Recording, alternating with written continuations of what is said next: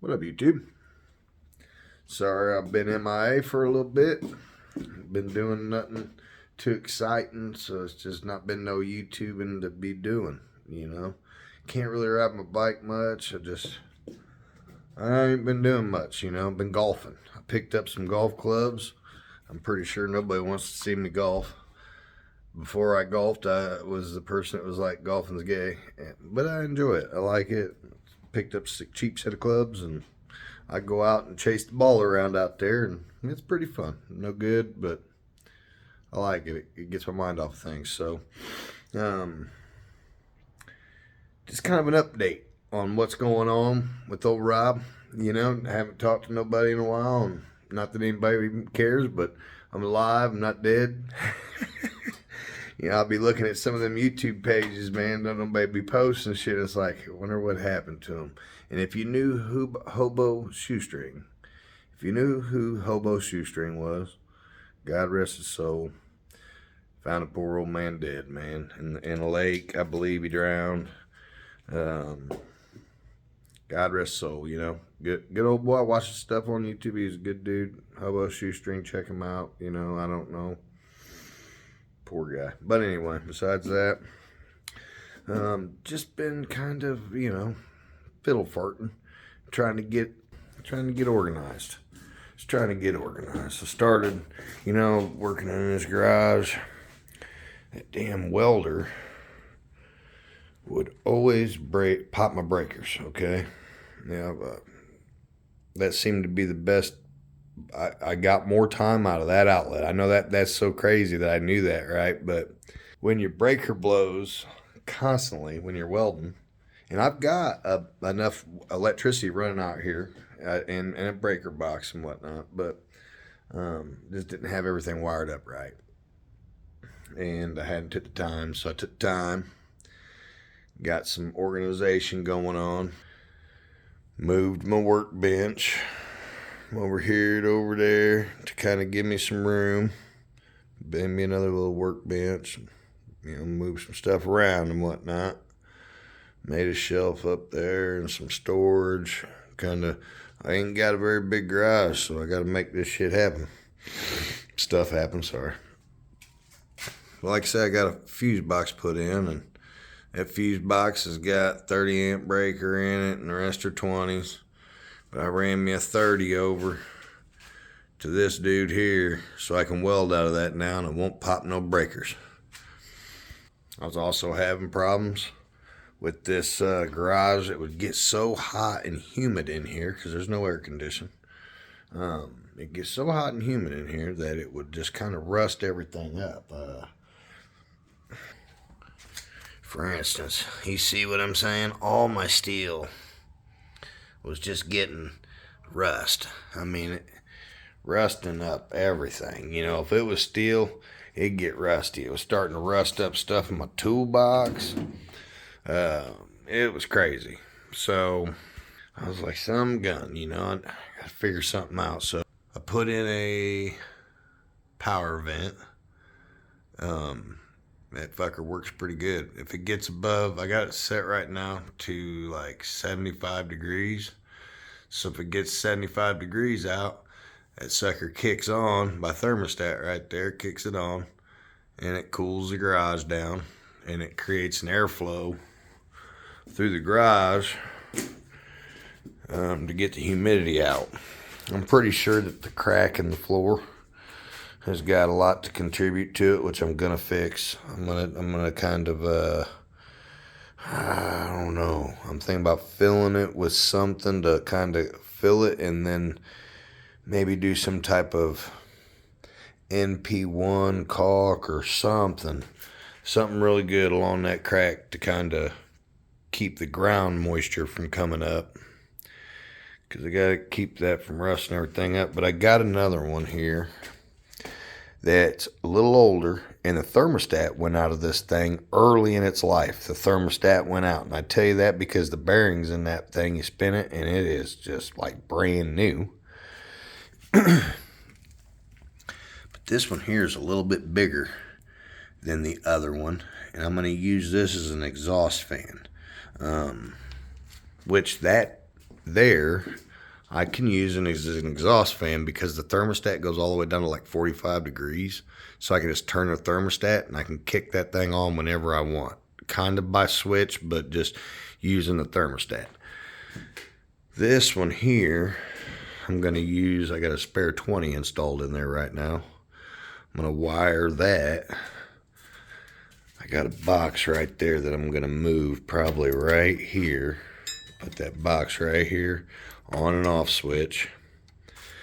And I'm going to run it up and over. I'm going to probably put this one here, like right in the middle. Probably about right there, sorry. Probably about right there, which is, a little bit distance away. And I'm going to have him on an on and off switch, flick him on off. So that when it's warm outside, I got some air movement. When I'm painting, it'll, you know what I mean? I got some air movement. I was in here the other day with some brake parts cleaner, cleaning some stuff, man, and I'll tell you, I about passed out. I about passed out. I was out. This garage is small, so the vapors get strong. Whew. And with no ventilation, when it had no ventilation in it, there'd be no airflow. So it was just like, whew, it was just a death trap. So starting to get this to come around. I had to kind of not upgrade my garage, but get the damn thing right, upgrade a little bit, get it right. Because after all that yapping,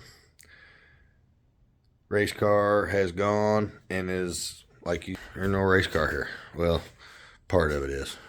Them doors are done. Body work on them's all done. Blocked, ready to go. When the car comes back, put the body or the doors on the body, throw a good high build primer on it, block the whole car, seal it, paint it. But the doors are done, but the car's gone. As you can tell, I got quite a bit of room in this here garage. The car's gone. For the 90th time, it's gone. Get new front end put on the car. Get new rear end put in the car because it wasn't built right. Rear end, the yoke on the rear end was not square to the frame rails. So had to have a new rear end built. Talk about that, right? Went ahead and had a third member built for it. Just waiting to take this to him whenever the time comes. It's just less stuff he's got sitting around the garage. 35 spline Pro Gear with the big bearing. This is a strange nodular housing with the big bearing. Okay, this is the big bearing. Okay, so this housing will accept a 40 spline rear axle, which I've only got a 35 in it right now, which it's a 35 spline, 514 gear, got all the goodies in it, got good bearings, got all the good stuff. It's definitely adequate for what I'm gonna do. I'm not gonna break it. Upgraded the yokes from a 1310 to I think 1350s. So good, bigger, a lot bigger U-joint in this bastard. Nice little unit. Dennis McQuinn out of Springfield, Illinois did this, and I'll tell you, slicker than dog shit, okay? I mean, slick. Just nice. Upgraded from 31 spline to 35 spline. Being that we're putting a new rear end in the car, gonna be spending that kind of money, may as well spend the money and I've got what's in the car now is 28 spline pinion, standard 9-inch gear, 31 spline chrome moly axles, 1/2-inch studs. Upgrading to 35 spline Pro Gear, 35 spline axles, 5/8 screw-in studs. Okay. New wheels on the back. If I can't use the existing wheel that I have, I'm going to get new wheels. If I can use the existing wheel, fucking rocking out my cock out, because that's, I mean, I want them nostalgia looking rims. Clean them things up, they'll look real good. But, move the motor up in the car, or moving the motor up in the car, that it has took place. They've cut everything out to make that happen.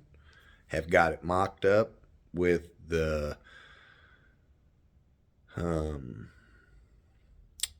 engine line going to the pinion. They got it all mocked up, so they got that where that needs to be. But new front end, new rack and pinion. I had to put a new rack and pinion. My rack and pinion was too wide. So I don't have anything yet. I mean, right now I'm just a sitting duck. I'm waiting. I got to get axles and brakes for that rear end we're putting in that car, but I don't know what size axles, and I don't know what size brakes, because it's not built yet. So, and the front end's not done, so we're prepared. I got a little bit of the money spending out on the rear end out of the way with this third member. Not even going to say what I paid for it, but I'll tell you this, that it is worth calling Dennis McQuinn for any of your racing needs. Transmission, third members, I mean, engines. He'll build you anything, you know what I mean? He'll build you whatever the hell you want. You got money. Good guy though, but that's what's happening. So once the car comes back, I'll be able to get to cracking on that thing. But right now I am just a sitting duck, and it sucks. It sucks. My doors are done, and I can't buy any parts or anything, because I bought parts before, and it's bit me in the ass. For instance, I've bought 2 rack and pinions now. I mean, it's just, I've tripled and double bought everything on this car. So we're in the right direction now. In good hands. Dennis Shaw out of Pekin, Illinois. His shop name would be Mr. Fab. Or not Mr. Fab, I'm sorry. Dr. Fab. Okay, DR Fab. And I don't even know if that's doctor. I just know it's DR. I think it might, I'm not for sure what that stands for, but DR Fab. And he's one of the nicest guys I ever met. Straight shooter. Gets you done right. Fabricating genius. I ain't bullshitting you. And it looks so damn good. God, it looks so good. The work, I went and got to see the car, and a little bit of work I did get to see was right. It was so right, man. It was so nice. So anyway, other than that, just kind of giving an update on the garage, waiting for the car, man, to come back. Because once it comes back, I got the firewall got cut out the car, so I got to put a new firewall in it. Might do something with the floor, because I had to cut the floor back to the frame rails. So hoping the train tunnel, or the transmission tunnel, just kind of covers. We're going to see where that goes. But I am really hoping to get this car built by the end of this summer. I know that's like crazy, but once it comes back from him, it's really nothing. It's just getting a little bit of tin work done, and some Bondo work and some paint, and getting my tin work back in the car. Nothing in the car as far as the tin work will be changed. So that's pretty cool, except for the damn firewall. So all right, YouTube, you guys, like I always say, love thy neighbor, you know what I mean? Peace, chicken grease.